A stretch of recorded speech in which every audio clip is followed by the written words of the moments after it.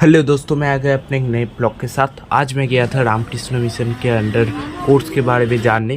तो मैं उसके बाद गया था रंगोली मॉल में। तो घर आने के समय एक टोटो वाले ने हमको लूट लिया था। मुझे एक 10 रुपये का छेद हुआ वाला नोट दे के। तो मैंने उसको बोला, पर उसने भाग गया। वो इसलिए उसका फेस भी रिकॉर्ड नहीं हो पाया। मैंने किया था पर दिखा तो नहीं रहा। तो फिर घर चला आया, और क्या करें।